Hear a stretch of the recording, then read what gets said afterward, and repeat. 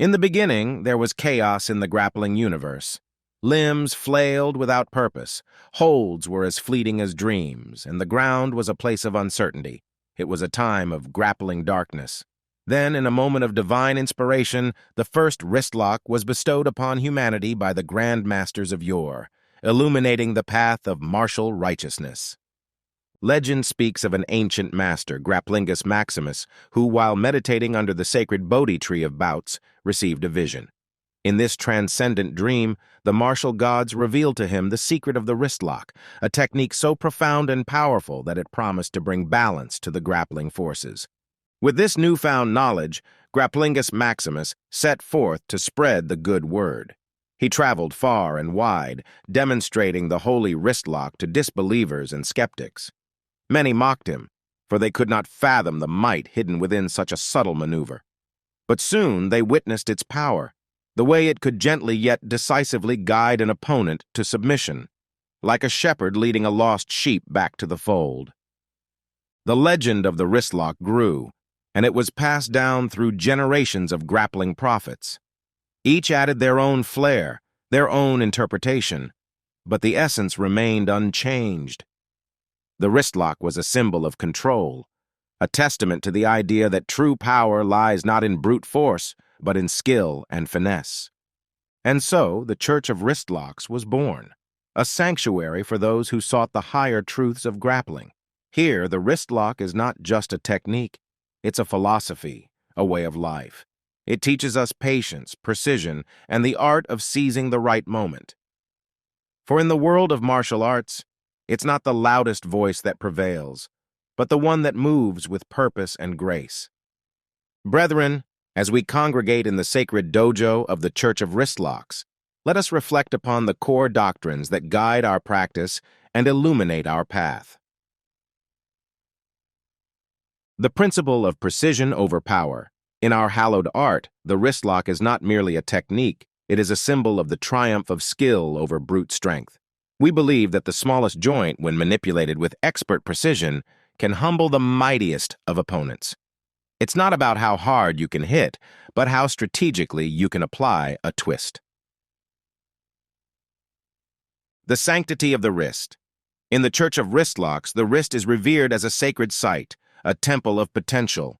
We treat it with the utmost respect and understanding, for it holds the key to both physical and spiritual victories. Just as a skilled pianist caresses the keys, a true wristlocker knows the art of gently, yet firmly, guiding the wrist to its destiny. The path of patience and timing. Our teachings emphasize the virtues of patience and timing. The perfect wristlock is not rushed. It is a culmination of the right moment, the right angle, and the right pressure. It teaches us that in life, as in grappling, timing is everything. One must wait for the opportune moment to strike, much like a cobra lying in wait for the perfect moment to unleash its coiled power. The unity of mind, body, and wrist. We believe in the holistic unity of mind, body, and wrist. The wristlock is not just a physical act, it's a mental and spiritual journey. It requires focus, inner peace, and an almost Zen-like state of mind where the practitioner becomes one with the wrist, understanding its desires, fears, and potential. Humility and respect. Lastly, we preach the virtues of humility and respect. The wristlock, with its deceptive simplicity and elegance, teaches us to never underestimate the small and unassuming. It reminds us that true strength lies in understanding and respecting both our abilities and limitations. In the Church of Wristlocks, these doctrines form the bedrock of our practice. They guide us in our quest for mastery, not just of the wristlock, but of ourselves. As we navigate the mats of life, let these teachings be our compass, leading us to greater understanding, skill, and spiritual fulfillment. In the sacred texts of the Church of Wristlocks, there lie parables and scriptures, each a gem of wisdom wrapped in the cloak of humor. Let us delve into these holy writs and uncover the deeper truths they hold. The parable of the arrogant grappler. Once there was a grappler, strong and skilled, who boasted he could escape any hold. He mocked the wristlock, calling it a technique for the weak. One day he faced a humble practitioner of our church. As the match began, the arrogant grappler laughed, underestimating his opponent.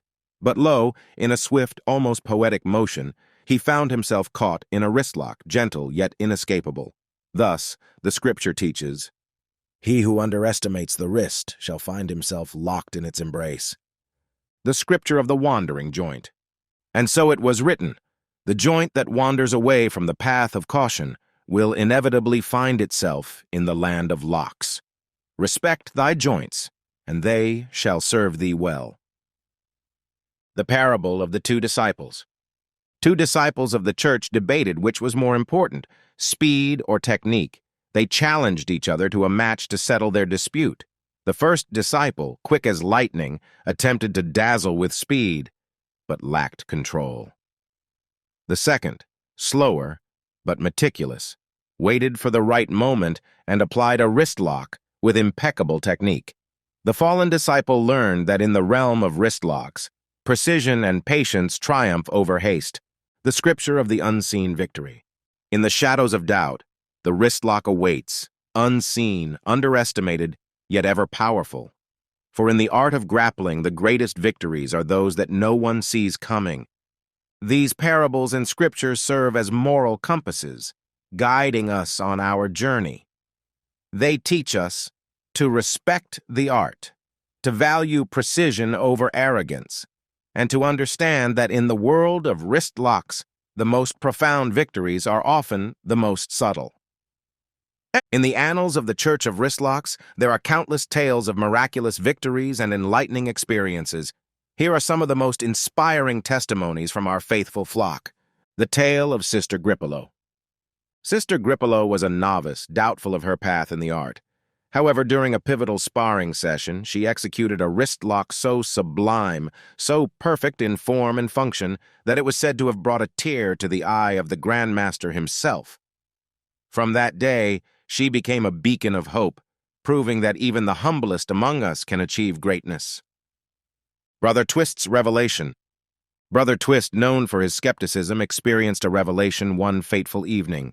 In a match against a far larger opponent, he found himself cornered and outmatched.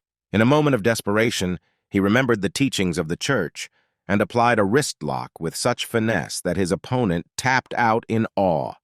Brother Twist became a devout believer, preaching that in the wrist lies the key to overcoming even the most daunting of challenges. The conversion of Master Slam. Master Slam, once a critic of our ways, found himself intrigued by the mysterious effectiveness of the wrist lock. After much study and practice, he became a convert, declaring publicly that the wrist lock was not just a technique, but a revelation. His transformation inspired many, showing that even the most hardened of hearts could be unlocked by the gentle yet firm grasp of the wrist lock. These stories remind us that the path of the wrist lock is filled with unexpected victories and profound insights. They serve as testimonials to the power of our faith and the endless possibilities that await those who embrace the teachings of the Church of Wristlocks. As we reach the culmination of our sacred sermon, let us embark on the most hallowed journey within the Church of Wristlocks, the path to wristlock enlightenment. To attain this revered state, one must first embrace the doctrine of the gentle grasp. It's not about crushing the wrist in a display of barbaric strength, but about understanding its whispers and guiding it with a touch as light as a feather, yet as decisive as a judge's gavel. Next, one must meditate upon the circle of control. Visualize the wrist as the center of a universe, around which all your techniques orbit. Your awareness should be like the gravity that keeps planets in place, focused, unwavering, and all-encompassing. Practitioners must then walk the path of patience. Enlightenment does not come to those who rush. Like a master chess player, a true wrist locker knows the value of strategic waiting, striking only when the moment is ripe with possibility. Finally, seek the wisdom of the wrist. Engage in deep philosophical contemplation about the wrist and its place in the grand scheme of martial arts. Understand that the wrist lock is more than a move. It's a metaphor for life's struggles and triumphs, a symbol of the power hidden in subtlety and finesse. By following these steps, you, dear disciple, will not just master the wrist lock.